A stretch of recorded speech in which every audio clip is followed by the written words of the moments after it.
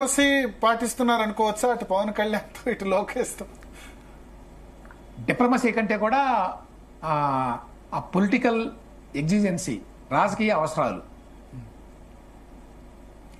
రాజకీయ అవసరాలే కదా డిక్టేట్ చేసేది అల్టిమేట్ గా. మరి ఈ మీటింగ్ తర్వాత జగన్ ఏమైనా ఇండియా కూటమి వైపు వెళ్తారా, అటువైపు దగ్గరే ప్రయత్నం చేస్తారా? జగన్ కి చాలా ఇబ్బందులు ఉన్నాయి. అంటే ఒకటి, ఇండియా కూటమి కొంచెం బలంగా ఉంటే బహుశా వెళ్లే ఆలోచన చేసేవాడేమో. కానీ ఇండియా కూటమి ఇవాళ అంత బలంగా లేదు. ఎవరికి వారే యమునా తీరే టైపులో ఉన్నారు వాళ్ళు. అసలు ఆ ఇండియా కూటమిలో ఎవరున్నారో ఎవరు లేరో సరిగ్గా ఎవరికి తెలియదు ఇప్పటికీ. ఒకసారి కలిసి ఉంటారు, ఒకసారి దూరం అంటారు. అందువల్ల జగన్మోహన్ రెడ్డి గారికి ప్రస్తుతం అయితే ఆప్షన్స్ లేవు అనుకుంటున్నాను నేను. ఓకే, ఒకవేళ ఇండియా కూటమి బలంగా ఉండుంటే ఖచ్చితంగా అటువైపు మొగ్గు చూపేవాడు. అంటే ఇంత తొందరగా లేదు. ఎన్నికల సమయం కాకుండా ఎన్నికలకు 3-4 సంవత్సరాల ముందే ఒకవేళ బలంగా ఉంటే చూసేవాళ్ళ అటువైపు?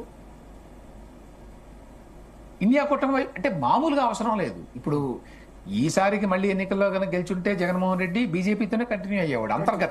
అంతర్గతమైన అండర్స్టాండింగ్ తోటి, అవగాహన తోటి కంటిన్యూ అయ్యేది ఆ రిలేషన్షిప్. ఇప్పుడు ఆయన ఓడిపోయాడు, ఆయనతో బీజేపీకి అవసరం లేదు. అందువల్ల అతని గురించి ఆలోచించేటువంటి అవసరం లేదు బీజేపీకి. అంత మాత్రం చేత ఇవాళకి కూడా జగన్మోహన్ రెడ్డిని ప్రత్యేకంగా ఏదో టార్గెట్ చేయాలని, అతన్ని ఏదో శత్రువుగా పరిగణించాలని బీజేపీ అనుకోవడం, అది గమనించండి మీరు. ఈ సిబిఐ కేసుల విషయంలో వైఎస్ వివేకానంద రెడ్డి మర్డర్ కేసులో ఆ విషయంలో అయితే ఈ టర్మ్ లో ఇబ్బంది ఏమైనా పెట్టే అవకాశం ఉందా? టీడీపీ ఒత్తిడి తోటో లేకపోతే వాటితోటో? బీజేపీ నాకు తెలిసి తనంతట తానుగా జగన్మోహన్ రెడ్డి కేసుల్లో ఏమీ చేయదండి.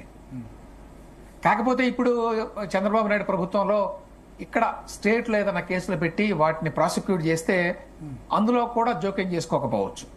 లిక్కర్ స్కామ్ లాంటిది. ఇప్పుడు లిక్కర్ స్కామ్ లో జగన్ టార్గెట్